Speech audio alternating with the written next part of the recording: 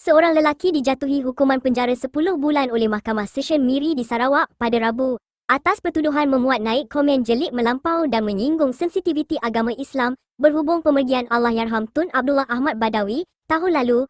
Menurut kenyataan Suruhanjaya Komunikasi dan Multimedia Malaysia, mahkamah turut mengenakan denda sebanyak RM50,000 terhadap tertuduh John Mul Anak Alai. Lelaki itu didakwa di bawah Seksyen 233(1)(a) Akta Komunikasi dan Multimedia 1998 kerana menggunakan perkhidmatan aplikasi secara tidak wajar dengan memuat naik penghantaran komunikasi yang bersifat jelik melampau dengan niat untuk mengganggu mana-mana orang.